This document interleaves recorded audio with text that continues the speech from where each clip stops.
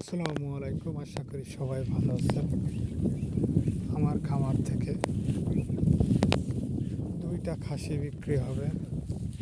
যারা নেবেন তারা SMS করবেন। দেখেন কত সুন্দর পরিবেশ, গ্রাম বাংলার